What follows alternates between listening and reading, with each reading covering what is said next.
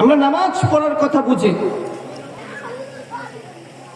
রোজা রাখতে হবে, যাকাত দিতে হবে, হজ করতে হবে, সবকিছুই বুঝি। এমনকি প্রয়োজনে নিজের রক্ত ঢেলে দিয়ে ইসলামের জন্য শাহাদাত বরণ করতে হবে, এটাও বুঝি।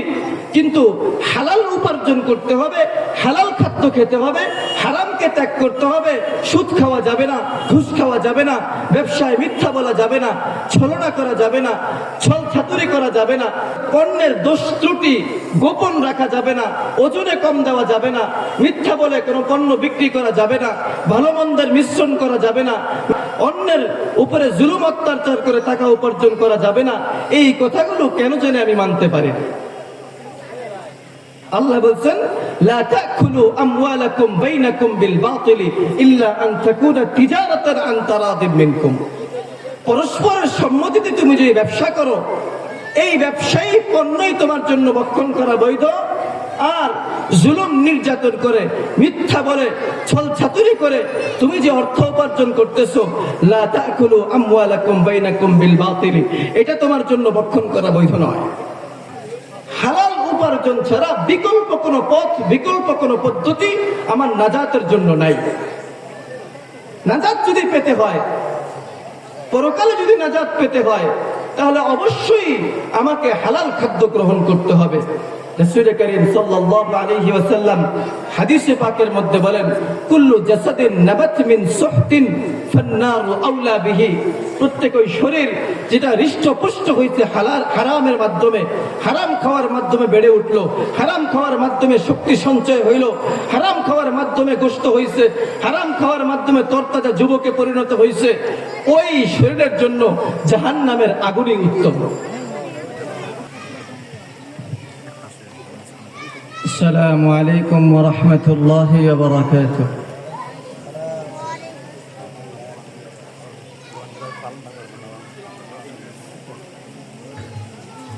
আলহামদুলিল্লাহ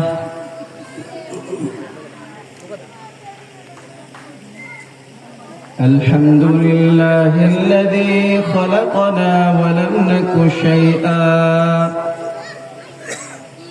وصورنا فأحسن صورنا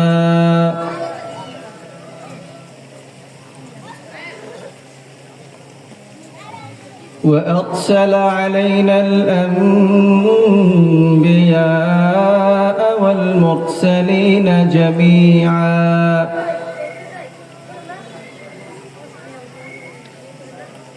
وأنزل علينا الكتاب ولم يجعل له عوجا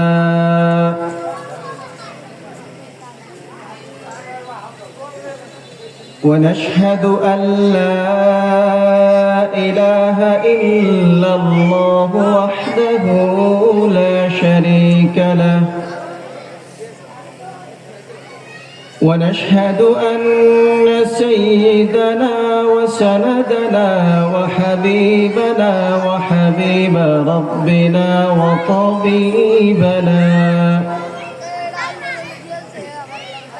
وطبيب أرواحنا ومولانا محمدا عبد الله ورسوله الذي أرسله بالحق بشيرا ونذيرا وداعيا إلى الله بإذنه وسراجا منيرا صلى الله عليه وعلى آله وأصحابه وبارك وسلم تسليما كثيرا كثيرا.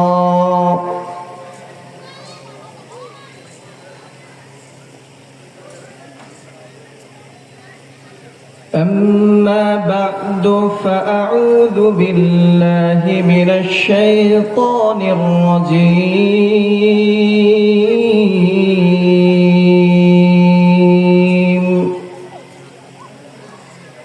بسم الله الرحمن الرحيم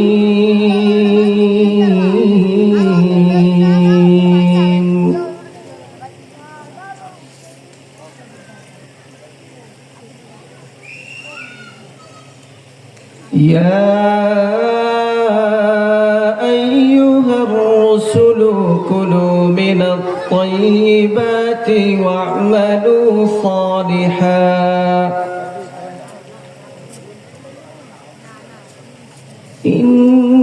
إني بما تعملون عليم وقال تعالى يا أيها الناس كلوا مما في الأرض حلالا طيبا ولا تتبعوا خطوات الشيطان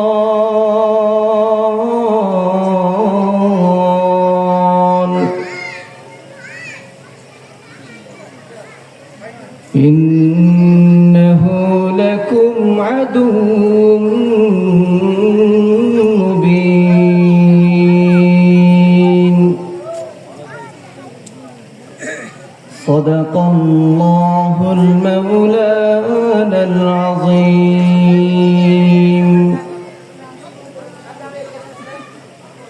اللهم صل على محمد النبي الأمي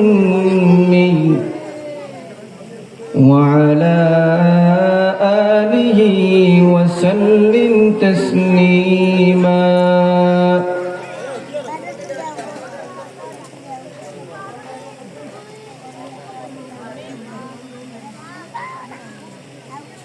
সম্মানিত হাজিরিন,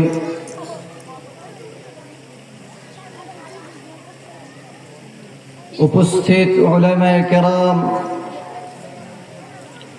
ওয়াজিবুল ইহতিরাম তলবায়ে ইযাম,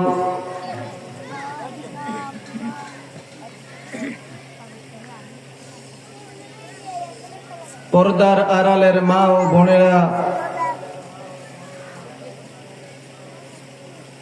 আল্লাহ পাকের কাছে অসংখ্য অগণিত লাখ কোটি শুকরিয়া জ্ঞাপন করছে এই জন্য যে আল্লাহ পাক আমাদেরকে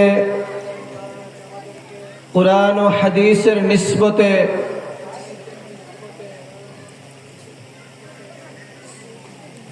কুরআন ও হাদিসের মাহফিলে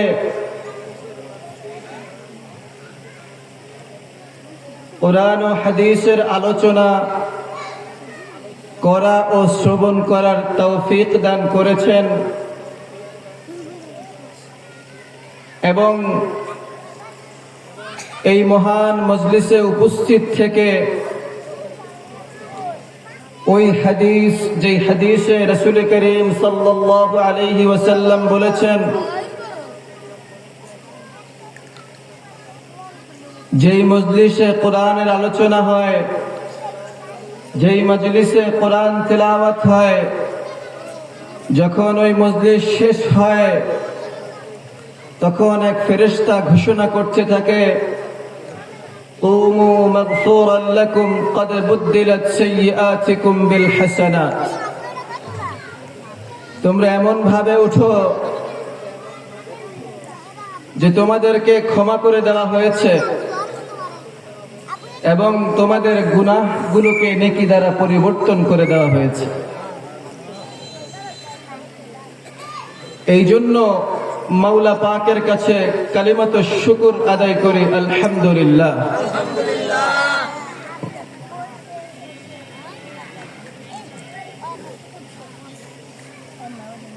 আজকে ঐতিহ্যবাহী জামিয়া ইমদাদিয়া আরাবিয়া চরগমানি ও লেচপাতা মাদ্রাসার 2 দিন ব্যাপী তাফসীরুল কুরআন ওয়াজ মাহফিলের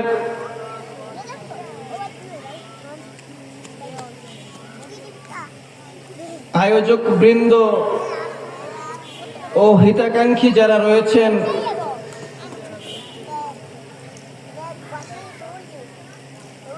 সকলের কৃতজ্ঞতা জ্ঞাপন করে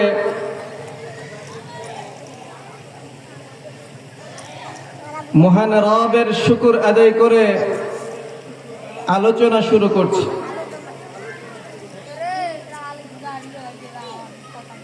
আজকে আমরা হালাল উপার্জনের গুরুত্ব ও ফজিলত সম্পর্কে অল্প সময়ে কিছু আলোচনা করার ও শোনার চেষ্টা করব ইনশাআল্লাহ।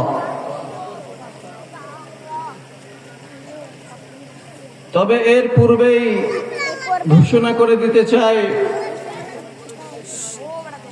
যারা এই অনুষ্ঠানকে সফল করার জন্য শ্রম দিয়েছেন, অর্থ দিয়েছেন, সময় দিয়েছেন, মেধা দিয়েছেন, শ্রম, অর্থ, মেধা আর সময়কে ব্যয় করে এই মাহফিলকে সফল করার পিছনে চেষ্টা করেছেন, তাদের একমাত্র উদ্দেশ্য হলো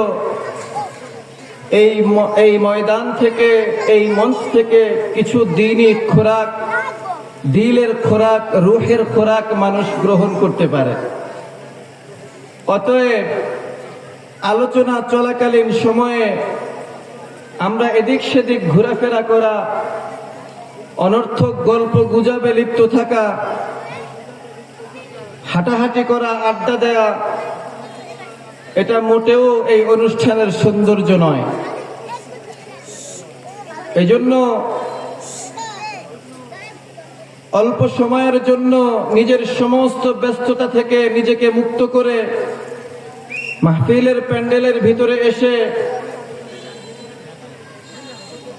বক্তার সামনে বসে কোরআন ও হাদিসের কিছু কথা শোনার জন্য, এই মুবারক জামাতে আমিও শামিল হওয়ার জন্য এখানে চলে আসবো ইনশাআল্লাহ।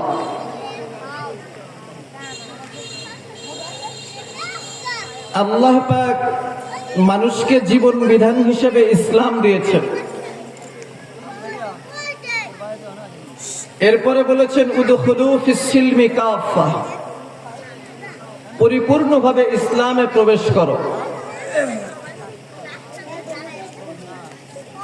ومن يبتغ غير الإسلام دينا فلن يقبل منه, ইসলাম ব্যতীত জীবন বিধান হিসেবে কেউ যদি অন্য কোনো মতাদর্শকে, অন্য কোনো ধর্মকে, অন্য কোনো মতামতকে, পদ্ধতিকে অনুসরণ করে, আল্লাহ পাক বলেন তার থেকে ওই মতাদর্শ, ওই ধর্মকে গ্রহণ করা হবে না। সুতরাং বোঝা গেল মানুষের জীবনের মৌলিক চাহিদা এবং খুঁটিনাটি সমস্ত প্রয়োজনের সমাধান ইসলামে রয়েছে। ব্যক্তি জীবন, পারিবারিক জীবন, সামাজিক জীবন, রাষ্ট্রীয় জীবন সহ ইহকালীন ও পরকালীন সকল বিষয়ের সমাধান ইসলামে রয়েছে।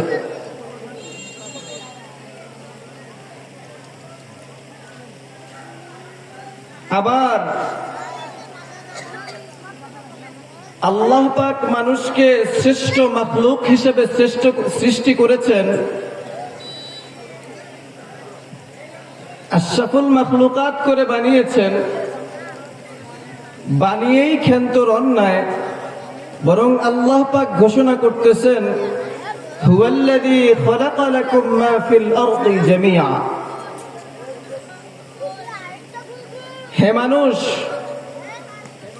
খালাকা লাকুম মা ফিল আরদি জামিআ, তুমি দু চোখে যত কিছুই দেখো, এই আকাশ, এই জমিন, চন্দ্র, তারকা, এই নদী নালা, সমুদ্র, সব কিছুই আমি তোমার জন্য সৃষ্টি করেছি, তোমার কল্যাণের জন্য সৃষ্টি করেছি। তোমাকে যে আমি ইবাদত করার জন্য বানিয়েছি, ওই ইবাদতের ভিতরে কখনোও যেন তুমি অপারগ না হয়ে পড়ো, তুমি যেন কোনো অসুবিধায় না পড়ে যাও, সমাধান খুঁজে পাও না এমন পরিস্থিতিতে যদি যাতে করে পড়ে না যাও, এই জন্য সব কিছুকে আমি তোমার জন্য বানিয়েছি। সাখখারা লাকুমুল বাহরাইন, সাখখারা লাকুমুন নাজম, সাখখারা লাকুমুল কমর, সব কিছুকে তোমাদের জন্য নিয়োজিত করেছে। আসমান, জমিন, চন্দ্র, তারা,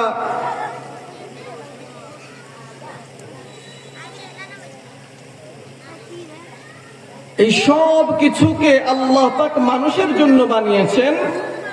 আর মানুষকে আল্লাহ পাক কিছু মৌলিক চাহিদা দিয়ে দিয়েছেন, যে তোমার জীবনে কিছু মৌলিক চাহিদা থাকবে এবং এই চাহিদাগুলো পূরণ করা তোমার উপরে ওয়াজিব। চাহিদাগুলো কি? মানুষের জীবনের মৌলিক 5টা চাহিদা। 1 খাদ্য, 2 বস্ত্র, 3 বাসস্থান, 4 শিক্ষা, 5 চিকিৎসা। মানুষের জীবনের এই 5টা মৌলিক চাহিদা পূরণ করার জন্য সবচেয়ে বেশি গুরুত্বপূর্ণ এবং অপরিহার্য যেই বস্তুটার প্রয়োজন সেটা হলো অর্থ। টাকা ছাড়া মানুষের জীবনের কোনো মৌলিক চাহিদাই পূরণ করা সম্ভব নয়। এই জন্য ইসলামের ভিতরে নামাজের যেমন গুরুত্ব রয়েছে, অর্থ উপার্জনেরও সমান গুরুত্ব রয়েছে। এর প্রমাণ কি?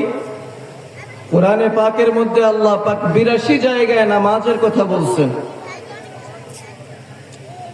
আবার 82 জায়গায় নামাজের সাথে যাকাত আদায় কথা বলছেন।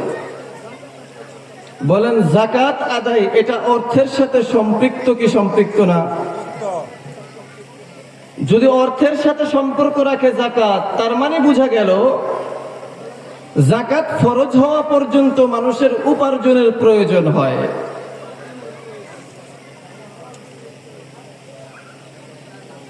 এজন্য অর্থ উপার্জনের গুরুত্ব এত বেশি, মানুষের জীবিকা শক্তি, জীবন শক্তি সচল থাকার জন্য শরীরে যেমন রক্তের অপরিহার্যতা গুরুত্ব রয়েছে, ঠিক তেমনি জীবনের মৌলিক চাহিদা পূরণ করার জন্য অর্থেরও ততরূপই গুরুত্ব রয়েছে। কোরআনে পাকের মধ্যে আল্লাহ পাক বলেন,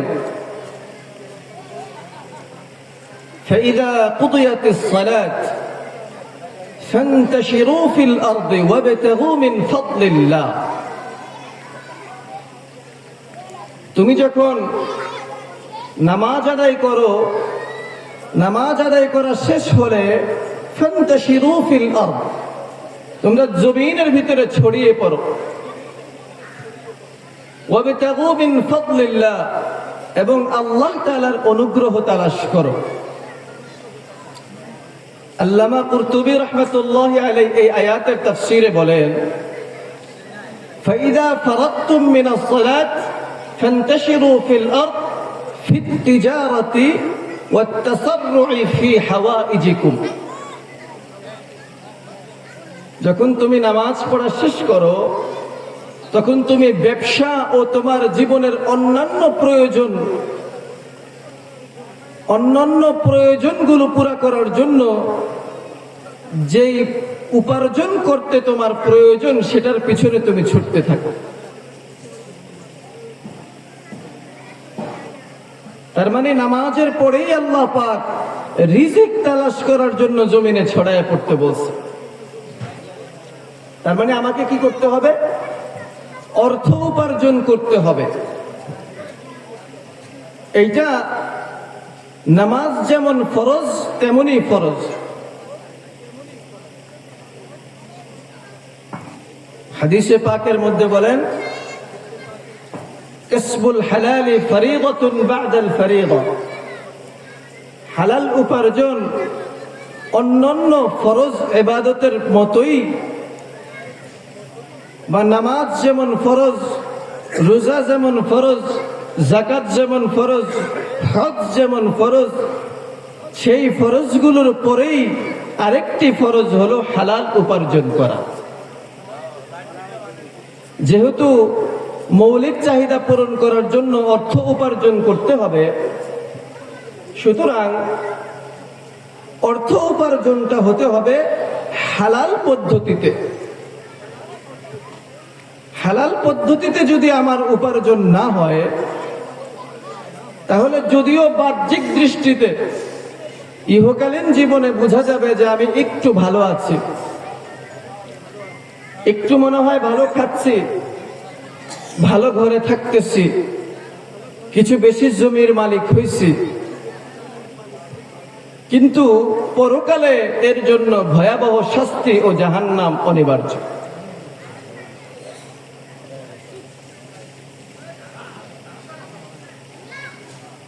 এত কিছুর পরেও এ কথা সত্য যে মানুষের জীবনে অর্থের প্রয়োজনীয়তা অনেক বেশি। এই জন্য মানুষ জীবনের মৌলিক চাহিদা পূরণ করার জন্য নানানভাবে অর্থ উপার্জন করতে চায়।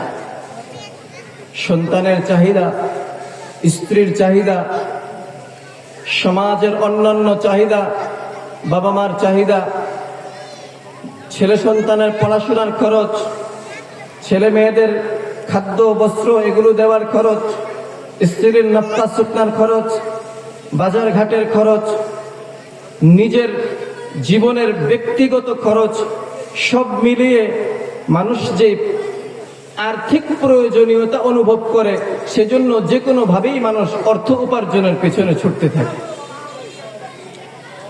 কিন্তু কোরআনে আল্লাহ পাক নির্দিষ্ট করে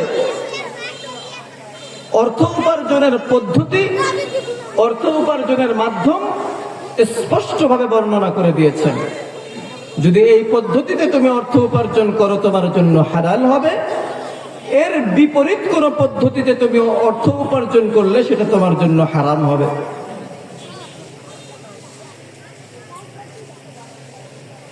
অর্থ উপার্জনের মৌলিক দুইটা দিক রয়েছে হালাল অর্থ উপার্জনের। একটা হলো মূলগত দিক, আর একটা হলো পদ্ধতিগত দিক। এটা কোত্থেকে পাওয়া যায়? কোরআনে পাকের মধ্যে আল্লাহ পাক বলেন, ইয়া আইয়ুহান নাসু কুলু মিম্মা ফিল আরদি হালালান তাইয়্যিবা। হে মানুষ, তোমরা ভক্ষণ করো জমিনের ভিতরে ওই বস্তু যেটা হালাল এবং তাইয়্যিব। আল্লাহ পাক দুইটা কথা বলছেন, একটা হলো হালাল আর একটা হলো তাইয়্যিব। হালাল মানে তো হালাল, অবৈধ পন্থায় উপার্জিত সম্পদ নয়, ওইটাই হালাল। তাইয়্যিব মানে কি? মুফাসসিরিনে কেরাম তাইয়্যিব মানে বলেন, যেই বস্তুটা স্বাস্থ্যগত এবং যেটার উপার্জনের পদ্ধতিটা সুন্দর ছিল।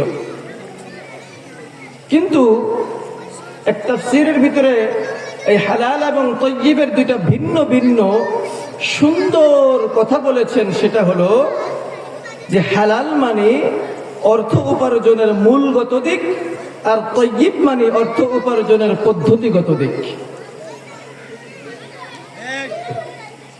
এখন আমরা পদ্ধতিগত দিক আর মূলগত দিক এর মানে কি বুঝবো?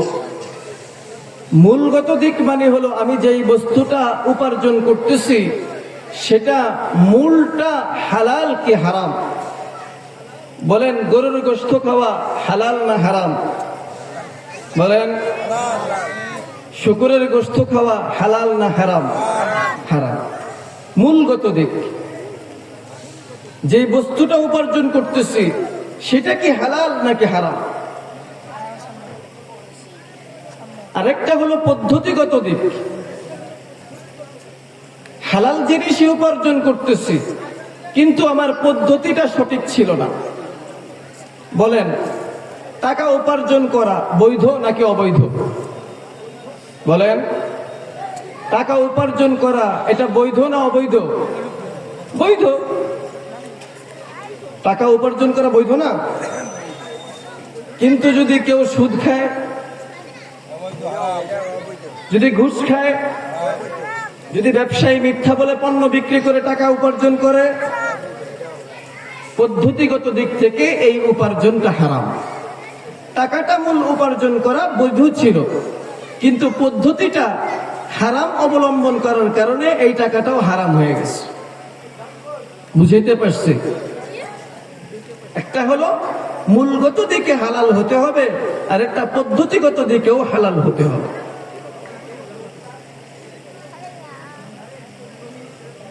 কিন্তু মানুষ অর্থের প্রয়োজনীয়তা এত বেশি অনুভব করে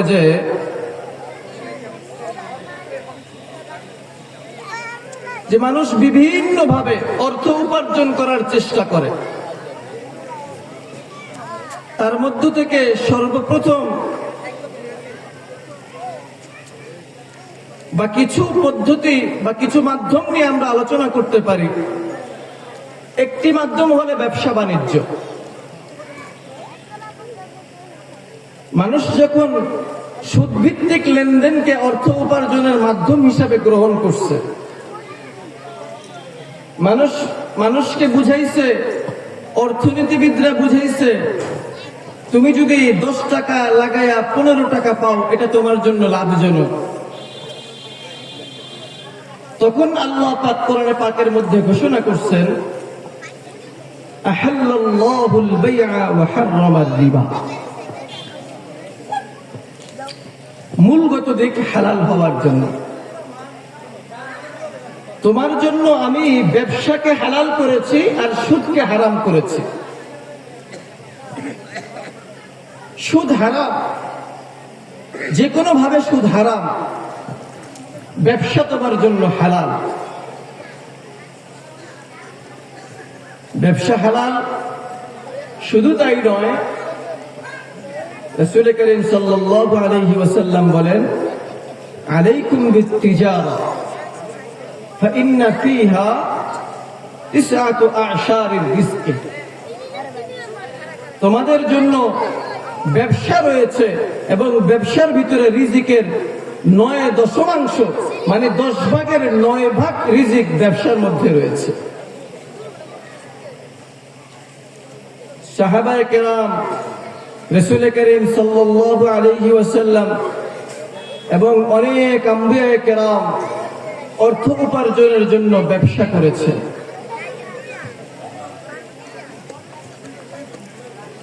রাসূল করিম সাল্লাল্লাহু আলাইহি ওয়াসাল্লাম বলেন,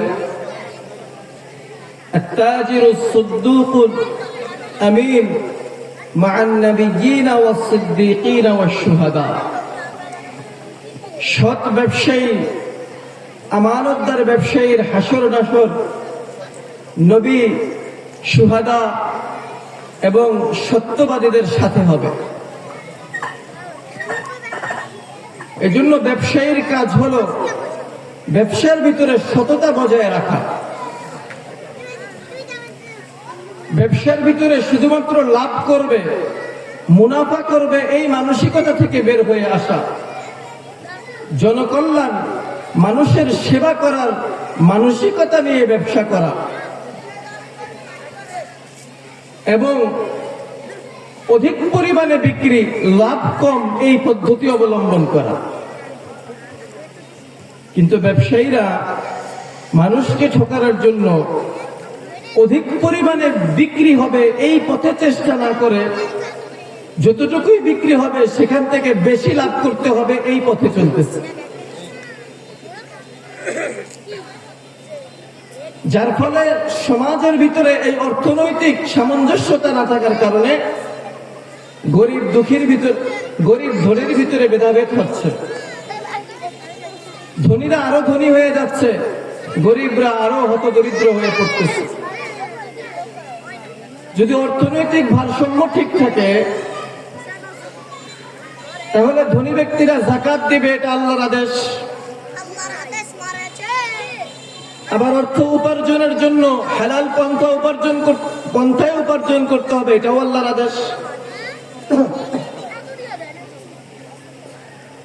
এই যদি ইসলামের নীতি অবলম্বন করে, তাহলে সমাজের গরিব ধনী, ছোট বড়, ব্যবসায়ী আর চাকরিজীবী, চাকর আর মালিক, দিনমজুর আর মালিক, সকলের ভিতরে যে বৈষম্যতা সমাজে বিরাজমান, এটা দূর হয়ে যাবে।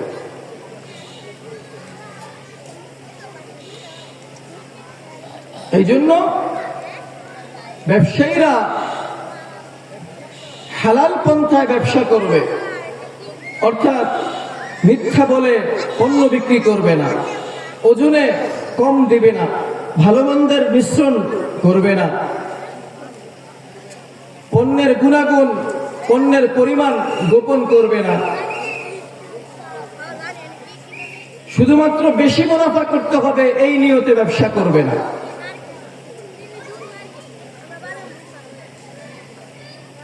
মৌলিক দিক অর্থ উপার্জনের যে ব্যবসা পদ্ধতি আমরা গ্রহণ করি, এই দিককে পরিপূর্ণ ইসলামী পদ্ধতিতে, শরীয়তে যেইভাবে ব্যবসা করতে বলা হয়েছে ঠিক সেইভাবেই আমাকে ব্যবসা বাণিজ্য করতে হবে, তবেই আমি রিজিকের যে 9/10 কথা আমার জন্য ওয়াদা, আমি সেটা পেয়ে যাব।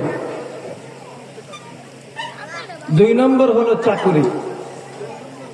অর্থ উপার্জনের জন্য মানুষ চাকরি করে।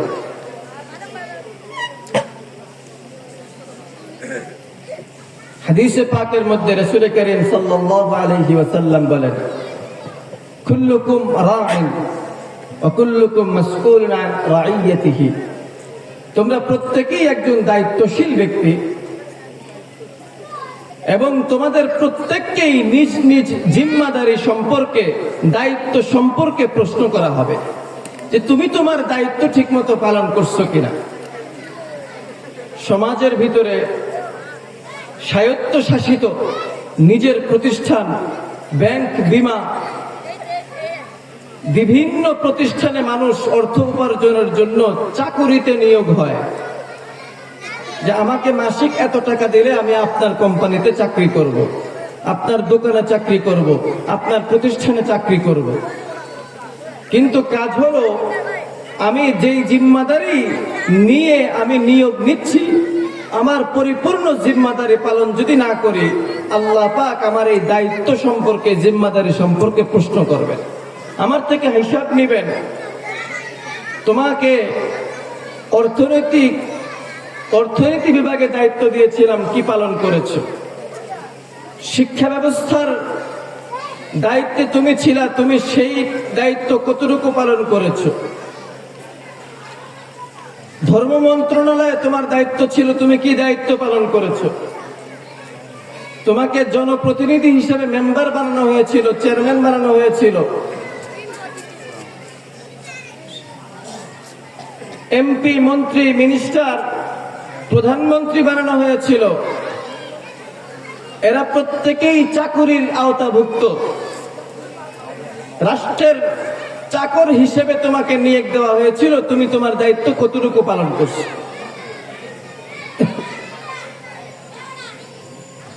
নিজ নিজ দায়িত্ব পালন না করার কারণেও সমাজের ভিতরে অর্থনৈতিক বৈষম্য তৈরি হয়। আমাদের মাদ্রাসার কাবুয়ালি জামাতের জিম্মাদার যারা রয়েছে, তাদেরকে দৃষ্টি আকর্ষণ করছে, মাঠে ছোট ছোট বাচ্চারা এদিক সেদিক ঘোরাফেরা, দৌড়াদৌড়ি করছে, তাদেরকে শান্তভাবে স্টেজের সামনের দিকে বসায় দেওয়া অথবা দুষ্টামি না করে এই ব্যবস্থা গ্রহণ করা। আল্লাহ পাক আমাদেরকে তৌফিক দান করুন।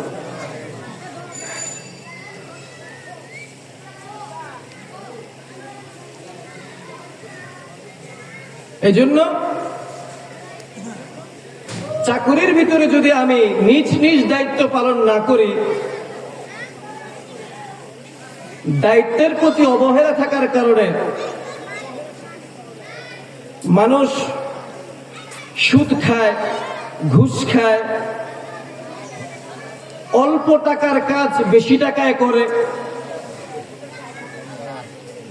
বেশি টাকার কাজ পুরোটাই ছেড়ে দিয়ে টাকা আত্মসাৎ করে ফেলে। দায়িত্ব অবহেলার কারণে। কিন্তু যখন আমার উপরে যে জিম্মাদারি আসবে, যেই দায়িত্ব আমাকে দেওয়া হবে প্রতিষ্ঠানের পক্ষ থেকে, রাষ্ট্রের পক্ষ থেকে, আমি পরিপূর্ণ ওই দায়িত্ব পালন করে এরপরে আমাকে যে বেতন ফিক্সড করা হয়েছে, নির্ধারণ করা হয়েছে আমার জন্য, সেটা গ্রহণ করব। এটা হলো হালাল পদ্ধতি।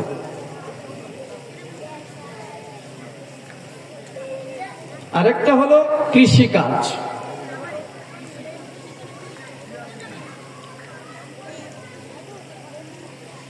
কৃষিকাজের বিভিন্ন পদ্ধতি রয়েছে এবং কৃষিকাজের অত্যন্ত গুরুত্ব আমাদের বাংলাদেশে বিশেষ করে লক্ষণীয়। আমাদের দেশের অধিকাংশ মানুষ কৃষিকাজের সাথে জড়িত। কৃষি প্রধান দেশ আমাদের বাংলাদেশ, কিন্তু এই উপার্জনের পদ্ধতিটা বর্তমানে ইসলাম ও শরীয়ত থেকে পরিপূর্ণ বিচ্ছিন্ন। যদি না হারাম পন্থা অবলম্বন করে কৃষিকাজ করা হয়, হারাম পদ্ধতি অবলম্বন করা হয়, তাহলে ওই কৃষিকাজ থেকে উপার্জিত সম্পদ আমাদের জন্য হালাল নয়। এই জন্য উত্তম কৃষিকাজ হলো নিজের জমি নিজে চাষ করা।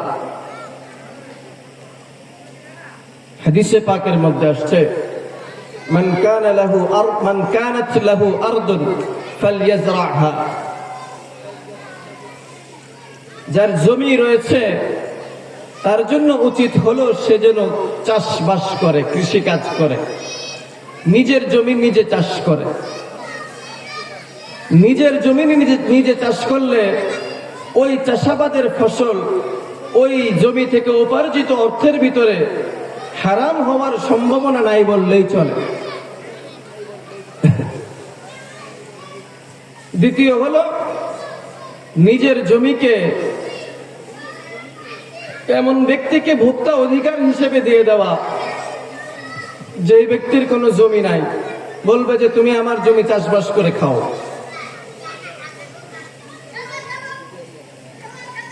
আরেকটা হলো বাজার মূল্য দরে বাৎসরিক কিছু টাকা নিয়ে জমিকে অন্য কোনো ব্যক্তির কাছে চাষ করতে দেওয়া।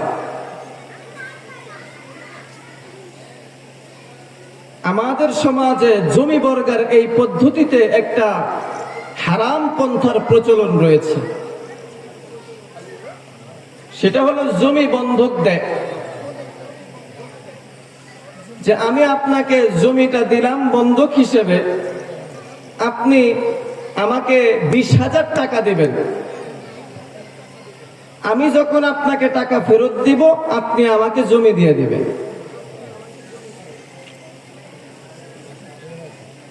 এই মাঝখানের সময়ের ভিতরে যে ব্যক্তি বন্ধক গ্রহণ করছে সে এই জমিতে চাষবাস করে, এটাকে ভোগ করতে থাকে।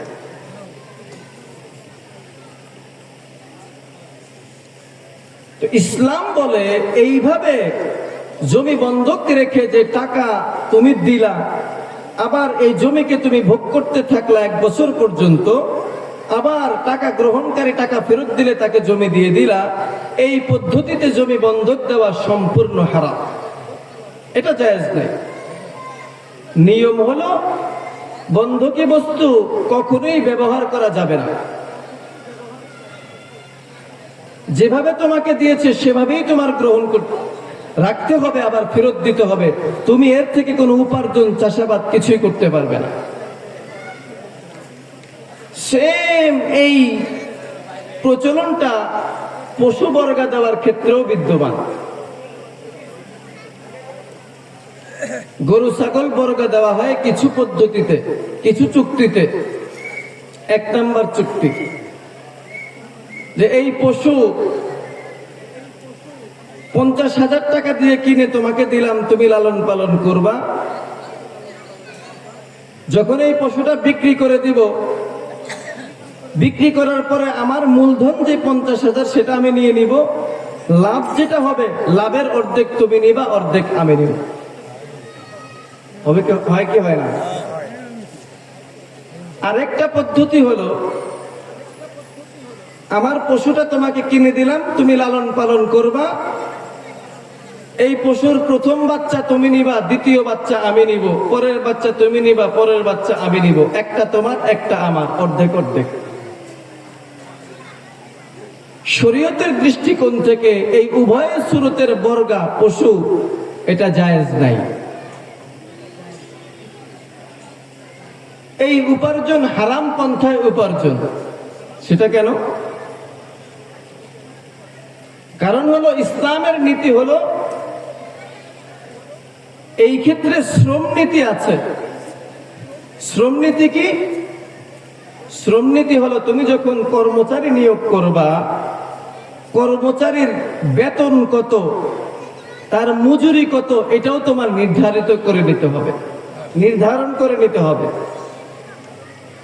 যখন মাটি কাটার জন্য আমরা দিন মজুর নিয়ে আসি, তাকে দিন শেষে কত টাকা দিতে হবে নির্ধারণ করে কি করি না? ঘরে মিস্ত্রি রাখলে কত টাকা তাকে দিতে হবে নির্ধারণ করে কি করি না? তো আমার গরু অন্য কেউ লালন পালন করবে, এটা আমি কেমন যেন তাকে আমার চাকুরিতে নিয়োগ করেছি, সুতরাং তার বেতন কত হবে এটা নির্ধারিত করে নিতে হবে। নির্ধারিত না করলে ওই চুক্তি জায়েজ হবে না।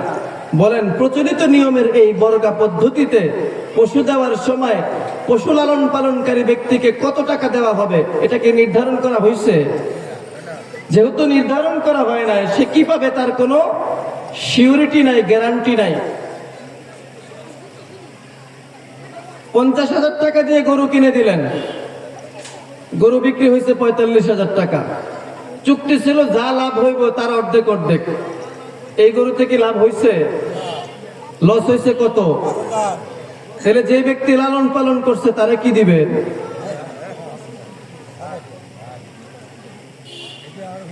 একটা বাচ্চা তোমার, একটা বাচ্চা আমার। প্রথম বাচ্চা হওয়ার সময় গরু মারা গেছে, অথবা বাচ্চা একটা হইছে কিন্তু এমন ক্ষতি হয়েছে পশুর আর কোনোদিন বাচ্চা হবে না। তো প্রথম বাচ্চা তো আপনি নিয়ে নিছেন, পশুর আর কোনোদিন বাচ্চাই হইল না, তো যে লালন পালন করছে সে কে নিবে? সুতরাং এই পদ্ধতিতে অনিশ্চিত শ্রম, অনিশ্চিত পারিশ্রমিক পদ্ধতিতে যে আমরা অনির্ধারিত পারিশ্রমিকের পদ্ধতিতে যে বর্গা দেই, এই বর্গা শরীয়তে জায়েজ নাই। এই জন্য আমার করণীয় হলো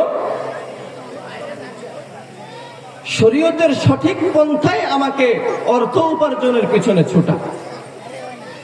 সেটা কি? বর্গা দিব, সংক্ষেপে বলে দিচ্ছি, যাকে বর্গা দিব, যার কাছে পশু লালন পালন করতে দিব, তার দৈনিক অথবা মাসিক একটা পারিশ্রমিক নির্ধারণ করব, যে আমি তোমাকে এত টাকা দিব প্রতিদিন।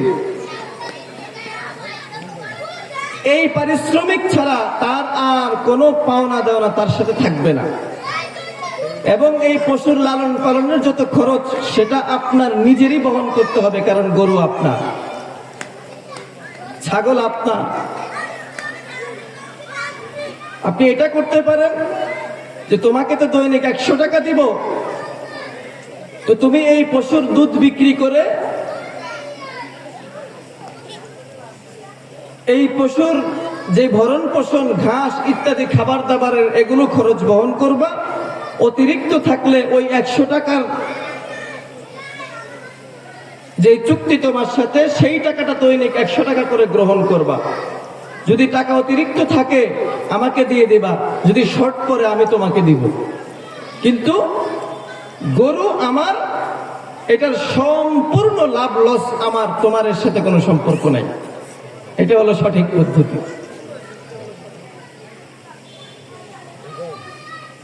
এই জন্য এই যে কৃষি কাজের মতো এত মহাকাজ, মহান কাজ, রাসূল করিম সাল্লাল্লাহু আলাইহি ওয়াসাল্লামকে জিজ্ঞাসা করা হয়েছে। عن رافع بن خديج رضي الله تعالى عنه قال قيل يا رسول الله أي الكسب أطيب؟ يا رسول الله, সবচেয়ে উত্তম উপার্জন কি?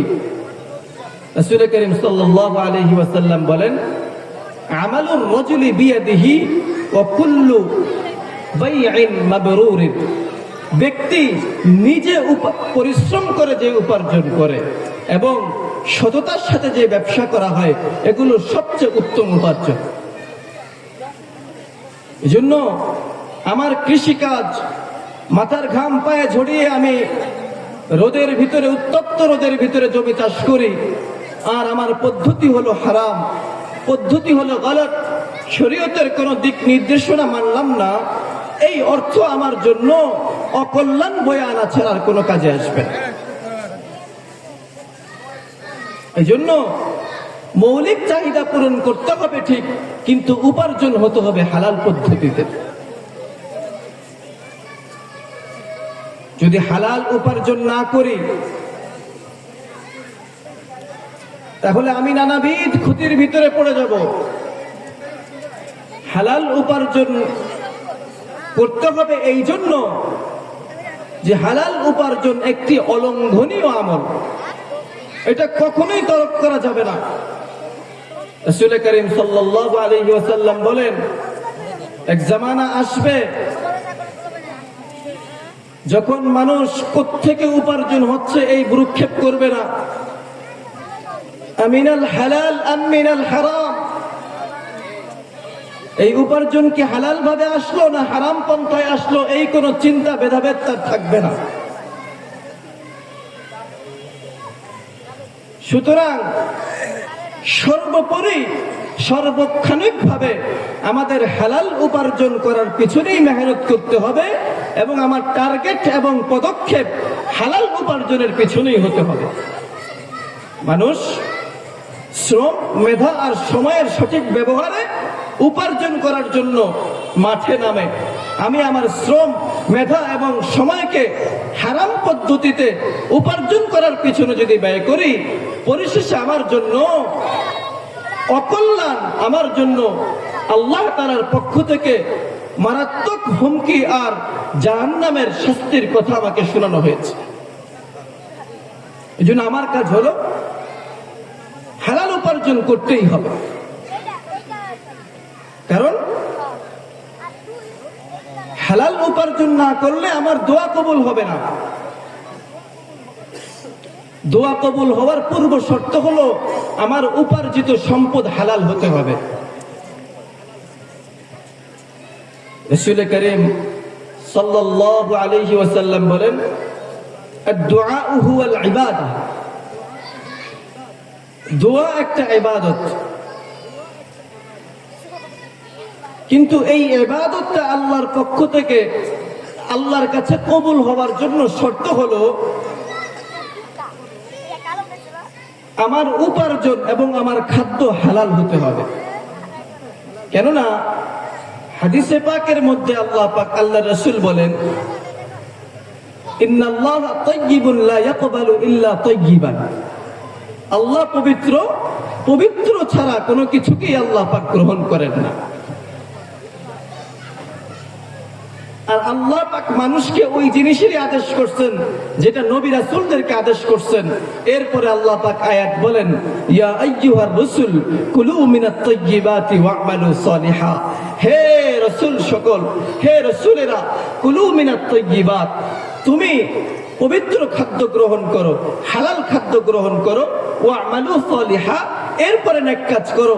হালাল খাদ্য নেক কাজ কবুল হওয়ার জন্য শর্ত। নেক কাজ করলা, সিজদায় লুটিয়ে পড়লা, জীবন সিজদায় কাটিয়ে দিলা, জিকির করতে করতে তোমার জিহ্বা থেকে লালা ছুটে আসলো, জীবন ভর জিকির করতে থাকলা, মেহনত করতে থাকলা, তাবলীগের পীরের দরবারে পড়ে থাকলা, কিন্তু খাদ্য গ্রহণ করলা হারাম পদ্ধতিতে, কোনো ইবাদতই তোমার কল্যাণের জন্য, নাজাতের জন্য কারণ হতে পারবে না। হালাল গ্রহণ করতে হবে।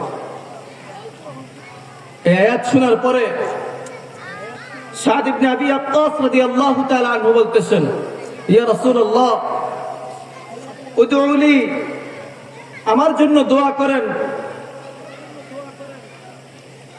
লিয়াজআলানি মুস্তাজাবুদ দাওয়া, যাতে করে আল্লাহ পাক আমাকে মুস্তাজাবুদ দাওয়া বানিয়ে দেন। আমার দোয়া যেন আল্লাহ পাক কবুল করেন, আপনি আল্লাহর কাছে এই দোয়া করে দেন। আল্লাহ রাসূল বলতেছে, সাদ ইবনে আবি ওয়াক্কাস, তুমি তোমার খাদ্যকে হালাল করো, আল্লাহ পাক তোমার দোয়াকে কবুল করবেন। খাদ্য হালাল করতে হবে। আমরা নামাজ পড়ার কথা বুঝি, রোজা রাখতে হবে, যাকাত দিতে হবে, হজ করতে হবে, সবকিছুই বুঝি। এমনকি প্রয়োজনে নিজের রক্ত ঢেলে দিয়ে ইসলামের জন্য শাহাদাত বরণ করতে হবে, এটাও বুঝি। কিন্তু হালাল উপার্জন করতে হবে, হালাল খাদ্য খেতে হবে, হারামকে ত্যাগ করতে হবে। সুদ খাওয়া যাবে না, ঘুষ খাওয়া যাবে না, ব্যবসায় মিথ্যা বলা যাবে না, ছলনা করা যাবে না, ছল ছাতুরি করা যাবে না, পণ্যের দোষ ত্রুটি গোপন রাখা যাবে না, ওজনে কম দেওয়া যাবে না, মিথ্যা বলে কোনো পণ্য বিক্রি করা যাবে না, ভালো মন্দের মিশ্রণ করা যাবে না, অন্যের উপরে জুলুম অত্যাচার করে টাকা উপার্জন করা যাবে না। এই কথাগুলো কেন জানি আমি মানতে পারি না। আল্লাহ বলছেন, লা তাকুলু আমওয়ালাকুম বাইনাকুম বিল বাতিল ইল্লা আন তাকুনা তিজারাতান আন তারাদিম মিনকুম। পরস্পরের সম্মতিতে তুমি যে ব্যবসা করো, এই ব্যবসায়ী পণ্যই তোমার জন্য ভক্ষণ করা বৈধ। আর জুলুম নির্যাতন করে, মিথ্যা বলে, ছল ছাতুরি করে তুমি যে অর্থ উপার্জন করতেছো, লা তাকুলু আমওয়ালাকুম বাইনাকুম বিল বাতিল, এটা তোমার জন্য ভক্ষণ করা বৈধ নয়। অর্থ উপার্জন করতে পারো, অসুবিধা নাই, বিদেশ যাও।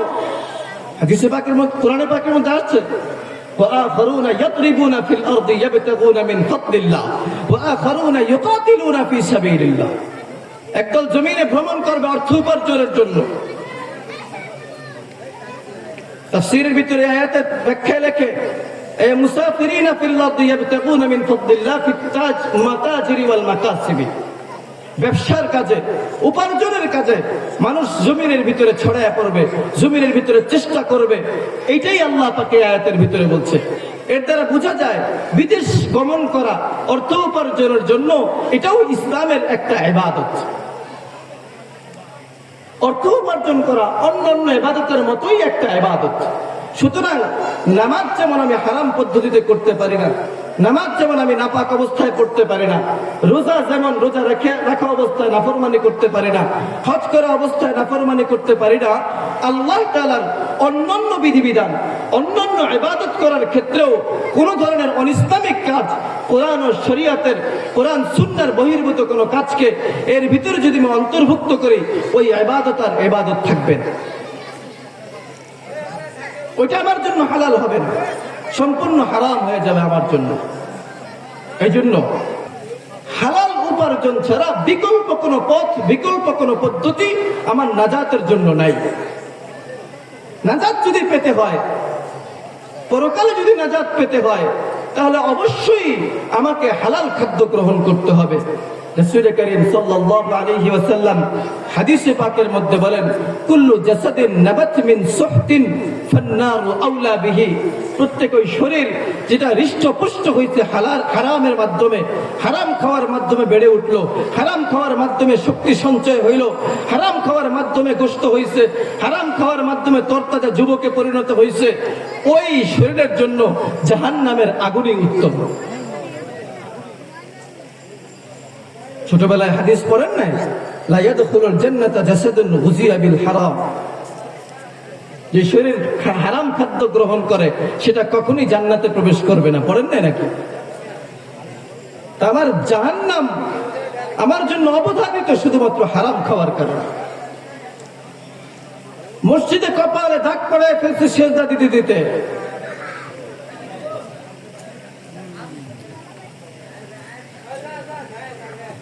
ইবাদত করতে করতে আবেদ বনে গেছি, দান করতে করতে দানশীল বনে গেছি,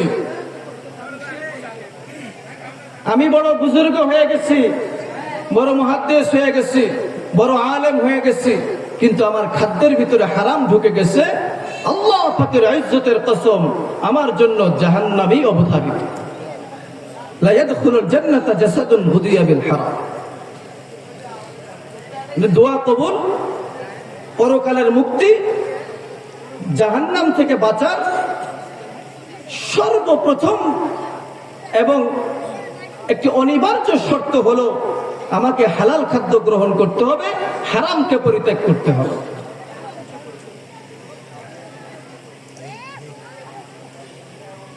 কিন্তু আমরা ওই যে বলতেছিলাম, মানুষের মৌলিক চাহিদা যেহেতু অর্থের সাথে সম্পৃক্ত, মানুষ যেহেতু মৌলিক চাহিদাগুলো অর্থ ছাড়া পূরণ করতে পারে না, মানুষ যেহেতু অর্থের চাহিদা, বলে না টাকার কাজ কি গপ্পে সারে নাকি, টাকার প্রয়োজনই হয়। এই জন্য মানুষ অর্থ উপার্জনের জন্য নানাবিধ কৌশল অবলম্বন করতে গিয়ে হারাম কাজের ভিতরে লিপ্ত হয়ে যায়। সুদ খায়, ঘুষ খায়, সুদকে আর তো সুদই মনে করে না, সুদকে গুনাহের কাজই মনে করে না, অথচ সুদের সাথে কুফুরির পরিপূর্ণ ওতপ্রোতভাবে জড়িত। বলছে ফাইল্লাম তাফআলু ফাদানু বিহারবিন মিনাল্লাহি ওয়া রাসূলি, যদি সুদ খাও তুমি আল্লাহ আল্লাহর রাসূলের বিরুদ্ধে যুদ্ধের জন্য প্রস্তুতি গ্রহণ করো। ওয়াদারু মা বাকিয়া মিনার রিবা ইন কুনতুম মুমিনিন, যদি তুমি মুমিন হও তাহলে সুদ খাওয়া ছেড়ে দাও।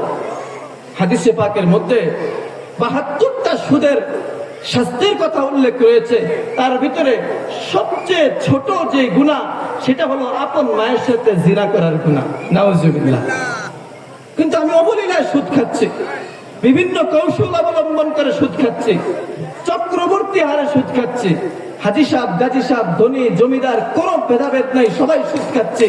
হজে গিয়ে ফোন দেয় আমি হজে আসছি, আমার যেন সুদের টাকার জন্য বারবার ফোন দিতে না হয়, টাকাটা যেন সময় মতো বাসায় পৌঁছে যায়।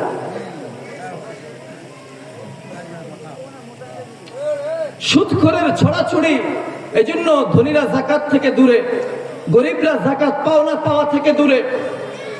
এই জন্য সমাজে দারিদ্রতা বৃদ্ধি পায় আর ধনীরা আরো ধনী হয়ে যায়। যদিও বাহ্যিক দৃষ্টিতে ধনীদেরকে আরো ধনী হইতে দেখা যায়, যদিও বাহ্যিক দৃষ্টিতে তাদেরকে ভালো থাকতে দেখা যায়। হাদিসে পাকের মধ্যে আসছে হালাল উপার্জনের ভিতরেই বরকত, হারাম উপার্জনের ভিতরে না বরকতি। তুমি যদি হালাল উপার্জন করো সেটা দ্বারা ১,০০০ টাকা দিয়ে ১,০০,০০০ টাকার কাজ নিবে আল্লাহ তাআলা, আর হারাম উপার্জন যদি করো তাহলে তোমার ৫,০০০ টাকা দিয়ে ৫ টাকার কাজও হবে না। আমি কোনটা চাই? ১,০০০ টাকা দিয়ে ১,০০,০০০ টাকার কাজ চাই, নাকি ৫,০০০ টাকা দিয়ে ৫ টাকার কাজও হবে না সেটা চাই? আমি কোনটা চাই? বরকত চাই। আমি চাই আমার অল্প টাকায় বেশি কাজ হোক, আমার অল্প শ্রমে বেশি উপার্জন হোক। সেটা হলো হালাল উপার্জন। হারাম পন্থা যদি আমি অবলম্বন করি, বাহ্যিক দৃষ্টিতে একটু বেশি দেখা যাবে। আমি নামাজ না পড়ে খেতে খামারে কাজ করলাম, নামাজ না পড়ে আমি আমার কর্মস্থলে থাকলাম, নামাজ না পড়ে আল্লাহর নাফরমানি করে আমি অর্থ উপার্জনের পিছনে ছুটলাম, বিনিময়ে আশা করলাম মালিক আমাকে ৫ টাকা বেতন বেশি দিবে, আমার প্রমোশন হবে। নামাজে গেলে গ্রাহকদের সেবায় বিঘ্নতা ঘটবে। বিভিন্ন দুনিয়াবি ওজর আপত্তির কারণে আমি হারাম উপার্জন করলাম, বিভিন্ন দুনিয়াবি ওজর আপত্তির কারণে আল্লাহর নাফরমানিতে লিপ্ত হইলাম। আমার ওই বেশি টাকা আমার জন্য অকল্যাণ আর নাবরকতি নিয়ে আসবে। এই জন্য আলোচনা শেষ করে দিব, যেহেতু সময় শেষ। হালাল উপার্জনের গুরুত্ব, ফজিলত বলতে গেলে ঘন্টার পর ঘন্টা আলোচনা করলেও শেষ হবে না। শুধুমাত্র কোরআনের আয়াত ও হাদিসগুলোই অসংখ্য অগণিত। এই জন্য মুআজ্জাজ হাজিরিন, আমি আমার মৌলিক চাহিদা পূরণ করণার্থে আমার খাদ্য, বস্ত্র, বাসস্থান, চিকিৎসা, শিক্ষা সব ক্ষেত্রেই অর্থের প্রয়োজন হবে বটে, কিন্তু আমাকে খেয়াল রাখতে হবে কোনো প্রয়োজন পুরা করার জন্য, কোনো হাজত পুরা করার জন্য, কারো চাহিদা পূরণ করার জন্য যে কোনোভাবেই আমাকে কোনো হারামে লিপ্ত হওয়া যাবে না। হালাল উপার্জন অল্প হবে, হালাল উপার্জন দেখতে মনে হবে কষ্টে আছি, হালাল উপার্জন দেখতে মনে হবে আমি গরিব। আল্লাহর কাছে আপনার এই হালাল উপার্জনটা কবুলিয়াতের দরজায় পৌঁছে যাবে, মকবুল হিসেবে আল্লাহর কাছে উপস্থিত হবে। আপনার অল্প চেষ্টা আল্লাহর কাছে পছন্দনীয় হয়ে গেলে হালাল উপার্জনের মাধ্যমে পবিত্র আত্মা আপনার সংগঠিত হবে, আত্মার ভিতরে পবিত্রতা আসবে। আপনি সৎ কথা, সত্য কথা, ইমানের কথা, কথা, তাকওয়ার কথা, কোরআনের কথা, হাদিসের কথা, সুন্নতের কথা, আল্লাহ তাআলার ওয়াদা আর ওয়াঈদের কথা, হুমকি ধমকির কথা, জাহান্নামের কথা, যেটাই শুনি না কেন হালাল খাদ্য গ্রহণ করার মাধ্যমে আমার যে কলব তৈরি হবে, ওই কলব ওই দ্বীনি কথাগুলো মেনে নিতে সহজ হবে। কিন্তু হারাম খাইতে খাইতে কলবের ভিতরে মরিচা পড়ে যায়, কলব আর সত্য কথাকে গ্রহণ করে না, ভালোকে গ্রহণ করে না। বাজারে ভালো লাগে, মসজিদে ভালো লাগে না, গান ভালো লাগে, কোরআন তেলাওয়াত ভালো লাগে না, মাদ্রাসায় পড়াশোনা ভালো লাগে না, দিন মজুরি করতেও ভালো লাগে। সুদের সাথে জড়িত, ঘুষের সাথে জড়িত, প্রতারণার সাথে জড়িত, জুলুমের সাথে জড়িত, অত্যাচারের সাথে জড়িত, ছলনার সাথে জড়িত, ব্যবসার ভিতরে ওজনে কম দেওয়ার মধ্যে জড়িত, বিভিন্নভাবে সমাজের মানুষ হারাম ভাবে উপার্জন করার মধ্যে লিপ্ত থাকার কারণে কলমের ভিতরে মোহর পড়ে গেছে। এবার কোরআন হাদিসের কথায় তার কলম গলাইতে পারে না। এই জন্য আজ থেকে এই ময়দান থেকে ওয়াদা করে যাই, আজ থেকে জীবনে কোনোদিন আমি জেনে শুনে এক পয়সাও হারাম ভাবে আমার পকেটে আমি ঢুকাবো না, ইনশাআল্লাহ। ওয়াদা করেন, হাত তুলেন কে কে আজ থেকে হারামের সাথে যুক্ত হব না, হালাল উপার্জন করবো ইনশাআল্লাহ। আল্লাহ পাক আমাদের এই হাতকে কবুল করে নিক। আল্লাহ পাক মৃত্যু পর্যন্ত হালাল খাদ্য গ্রহণ করে হারাম থেকে বেঁচে থাকার তৌফিক দান করুক। ওয়া আখিরু দাওয়ানা আলহামদুলিল্লাহি রাব্বিল আলামিন। আসসালামু আলাইকুম ওয়া রাহমাতুল্লাহি ওয়া বারাকাতুহু।